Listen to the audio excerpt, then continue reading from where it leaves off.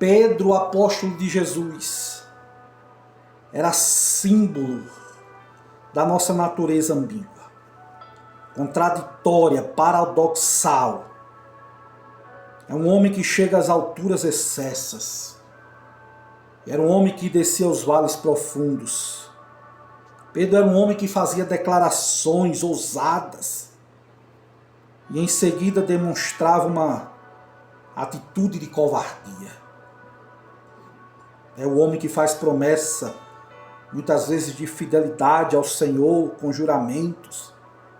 É o homem que faz avanços inusitados às vezes e dá marcha ré. Nós não somos diferentes de Pedro. O sangue de Pedro às vezes corre nas veias da gente. O coração de Pedro às vezes bate no nosso. Muitas vezes temos o DNA de Pedro. Não podemos criticar Pedro. A Bíblia diz que quando Pedro estava na tempestade, que Jesus veio andando por cima das águas, Jesus disse: "Tende coragem. Sou eu, não temas." Pedro, movido pela fé, diz a Jesus: "Senhor, se és tu, manda eu ir por cima das águas. Mande eu ir onde o Senhor está." E Jesus disse: "Venha." E Pedro se destaca entre os demais, demonstra uma confiança inabalável, que está pronto a saltar do barco e entrar no mar. E Pedro não teme ir até Jesus, mas num arrobo audacioso, salta do barco, surrado pela fúria das ondas, começa a andar sobre o mar agitado. Foi um fato extraordinário. Mas num instante Pedro olhou para a fúria do vento, para as ondas revoltas, e tem medo. Nesse instante começa a naufragar, enquanto estava com seus olhos fitos em Jesus. O avançou de forma extraordinária, mas quando tirou os olhos de Cristo e fixou na grande onda dos problemas, começou a afundar. Então ele grita: "Senhor, me socorre. Senhor, me salva." Lá em Mateus 14:30. Jesus prontamente estendeu a mão e arrancou da fúria das ondas, dizendo: "Homem de pouca fé, por que duvidaste?" Pedro oscilou entre a fé e a dúvida, entre a crença e a incredulidade, entre a confiança e o medo. E aonde existe o medo, impera a falta de fé. A fé não consegue se operar onde existe o medo e a dúvida. A Bíblia diz que em outra cena, Jesus pergunta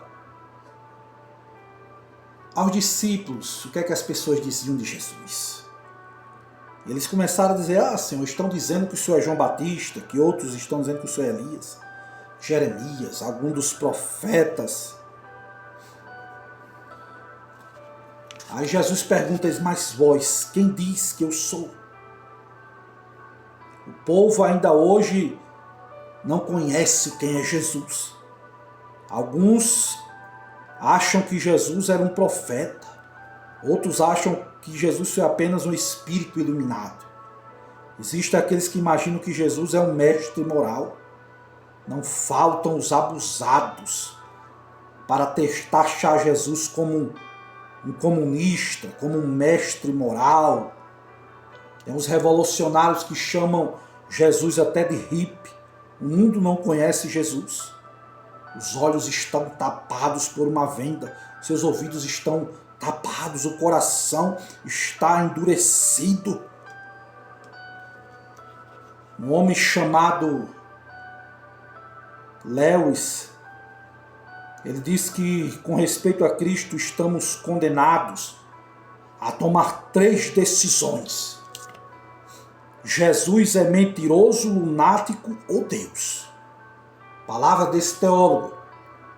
Se Jesus afirmou ser quem não é um mentiroso.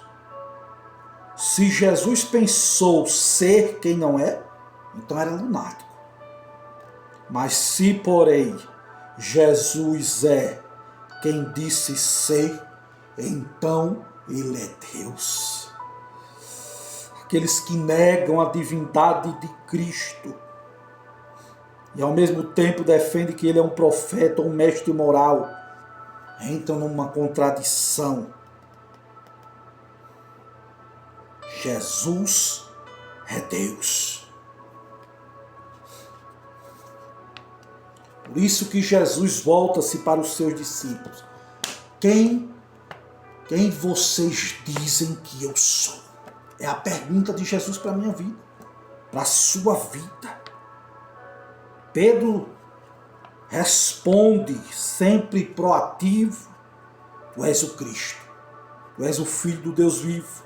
Pedro sabia que o carpinteiro de Nazaré, que aquele rabi da Galileia era mais do que um profeta. Ele sabia que Jesus era o Messias prometido, Cristo de Deus, o Filho do Altíssimo. É provável que Pedro esperasse de Jesus um eloquente reconhecimento de Jesus, por uma definição tão precisa, por uma profissão de fé tão robusta na frente dos outros apóstolos.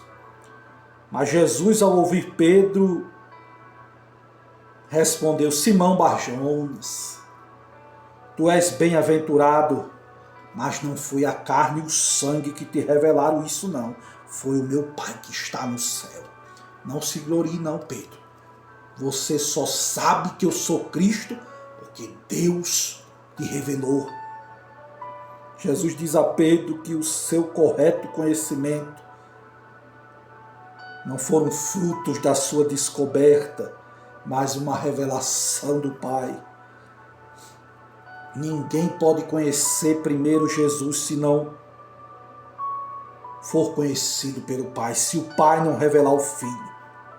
E depois de ouvir de Pedro sua confissão, Jesus anuncia e digo: ainda que você é Pedro, e que sobre esta pedra eu edificarei a minha igreja, e as portas do inferno não prevalecerão contra ela.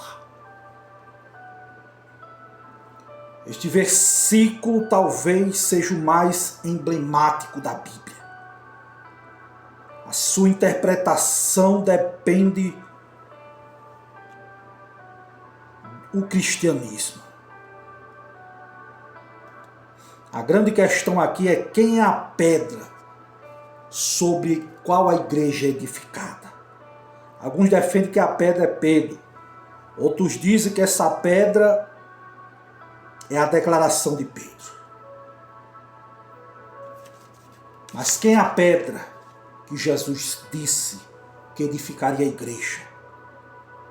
Uma vez que os discípulos estavam cientes da sua verdadeira identidade, Jesus abre um novo capítulo do seu ensino e mostra claramente aos discípulos que era necessário que ele fosse preso, julgado, condenado, morto, sepultado. Sua morte, a morte de Jesus, não deveria ser vista como um acidente, nem a ressurreição como uma surpresa. Mesmo Jesus sofrendo, Jesus veio para dar vida pelo povo, ele veio morrer pelas ovelhas. Diante desta espantosa declaração de Jesus, o mesmo Pedro que acabou de proferir sua fé ortodoxa na messianidade de Jesus e na sua filiação divina, passa a repreender dizendo: Jesus, Deus tenha compaixão de ti, Senhor. O Senhor não vai morrer, jamais vai acontecer isso contigo. Faltou em Pedro, irmãos, o discernimento espiritual. Pedro não conseguia ver o futuro com os mesmos olhos de Jesus. Jesus se volta para Pedro e diz de forma contundente: para trás de mim, Satanás, tu és para mim motivo de tropeço, pois não pensa nas coisas de Deus, mas sim nas que são dos homens. Pedro vai de um extremo ao outro. No instante, Pedro recebe uma revelação de Deus e no outro é instrumentalizado pelo diabo.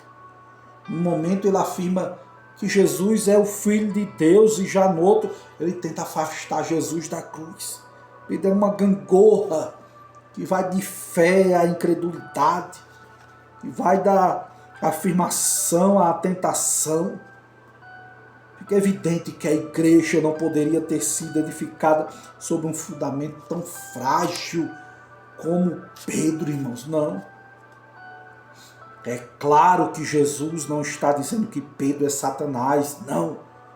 Também não está afirmando que Pedro está possesso. Não. Nem manda Pedro arredar. O que Jesus está dizendo aqui é mandando Satanás, que instigou a Pedro a arredar. Satanás usou várias estratégias para afastar Jesus da cruz. E aqui dá mais uma cartada. Mas Jesus discerne o seu ardil e diz para ele arredar.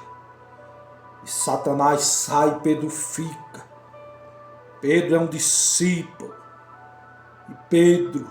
E em Pedro, Jesus iria continuar investindo. Deus vai continuar investindo na tua vida. Você vai ser usado poderosamente por Deus. Quando Deus te pegar, batizar com o Espírito Santo, você vai se levantar um dia, como Pedro se levantou em Atos capítulo 2. Esses homens não estão embriagados, então cheio do Espírito Santo. Pedro começa a dizer, esses homens não estão embriagados. Mas isso é o que foi dito pelo profeta Joel, que nos últimos dias o Senhor derramaria do seu Espírito sobre toda a carne. E as pessoas ficavam admirados de Pedro sendo um homem douto, pregando a palavra, cheio do poder de Deus, cheio da unção, cheio da graça.